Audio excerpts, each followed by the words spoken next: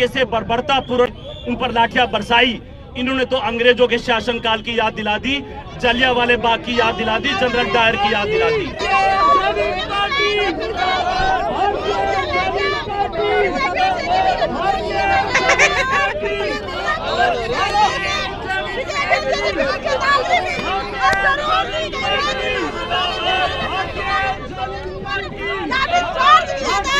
और मैं ये कहना चाहता हूं कि ई टेंडरिंग के नाम पर जो अत्याचार किया जा रहा है सरपंचों पर, वो निसंदेह असहनीय है और आम जनता में त्राहिमाम है।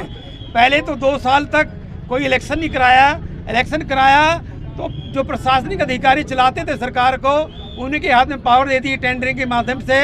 मैं कहना चाहता हूं कि सरपंच जो है गांव का ताज होता है, उसे गांव के भले बुरे का मालूम होता है, उसे पूरा मौका दिया जाए विकास के कार्य कर सके।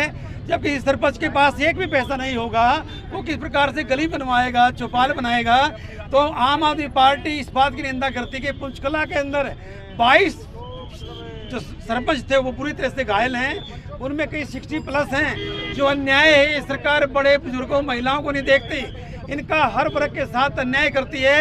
पूरे क्षेत्र में त्राहिमाम है। आम आदमी पार्टी ये प्रार्थना करती है, अपील करती है और एक चैलेंज करती है कि टेंडरिंग के मुद्दे को हम आखिर तक उठाते रहेंगे जब तक सरकार इसको वापस नहीं लेगी। कौशिक साहब, एक सवाल आपसे, आप बात करते हैं करप्शन की, हरियाणा की, पंजाब में आपके एमएलए, आम आदमी पार्टी के एमएलए, उनके पीए रिश्वत मांगते हैं, रिश्वतखोरी करते हैं, उस पर क्या कहना चाहेंगे? देखिए, हिंदुस्तान के इतिहास में पहला एग्जाम्पल है, पंजाब के अंदर विनोद गोयल स्वास्थ्य मंत्री पकड़ा गया और उसी टाइम उसकी FIR लॉन्च कराया गया और उसको पद से हटाया गया।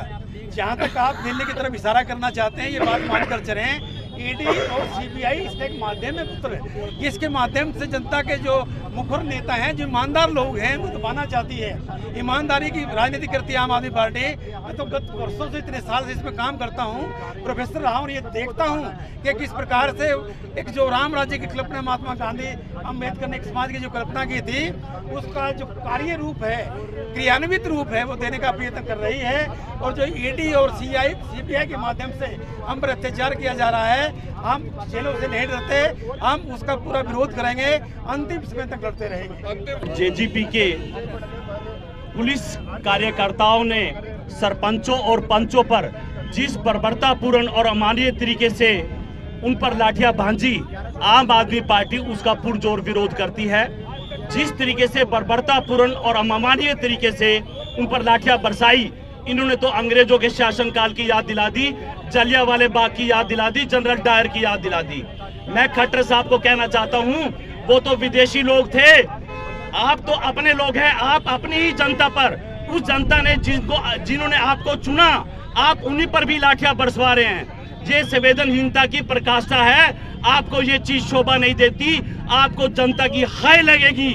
और मैं खट्टर साहब को चेतावनी देना चाहता हूं, यदि ये इस तरीके से चलता रहा तो 2024 में जो हरियाणा की जनता है, अपनी वोट की चोट से आपको सत्ता से बाहर का रास्ता दिखाएगी। और उसके बाद 3 महीने से जो हमारे सरपंच हैं वो सड़कों पर हैं। आप बताइए कि किस तरीके से विकास होगा। इस पार्टी का तो एक ही फार्मूला है, राम नाम जपना और सरकारी संपत्ति अपना। सरपंचों पे जो अत्याचार हुए हैं, जब किसान आवाज उठाता है तो उसको ये आतंकवादी घोषित कर देते हैं। अगर कोई बेटी आवाज उठाती है, इंसाफ मांगती है, हमारी खिलाड़ी, तो उसके करैक्टर पे ये दोष लगाते हैं। अगर सरपंच इंसाफ मांगते हैं तो सरपंचों को ये भ्रष्टाचारी घोषित करने का प्रयास कर रहे हैं। 2 साल से ये सारे इनके अधिकारी और ये लूट रहे थे। ये सारा धन इनके अधिकारी इनको लूट के दे देते हैं ताकि ये विधायक खरीदने के इनके काम आए। आज बीजेपी पार्टी सबसे अमीर हो गई है। 2 साल तक इनके खून मुंह लग गया था। जब गांव के वारिस, उनके बेटे उनकी कमान संभालने के लिए आ गए हैं तो आज इनको तकलीफ हो रही है क्योंकि इनके खून मुंह लगा हुआ है। अब ये चाहते हैं कि नाम के सरपंच रहें, ये काम के सरपंच ना रहे, क्योंकि सरपंच इनको धन इकट्ठा करके नहीं दे सकते, अधिकारी इनको धन इकट्ठा करके दे सकते हैं। इन्होंने किसानों पे लाठीचार्ज किया, इन्होंने विपक्ष पे लाठीचार्ज किया, इन्होंने जो हमारे कर्मचारी हैं वो अपना हक मांग रहे हैं उस पर लाठीचार्ज किया और कल हद अति कर दी। इन्होंने सरपंचों के ऊपर लाठीचार्ज करके अपने विनाश की राह तय कर ली है। और एक खट्टर साहब सुन लो, अब आम आदमी पार्टी आपके हर अत्याचार का डट कर विरोध करेगी और कर भी रही है।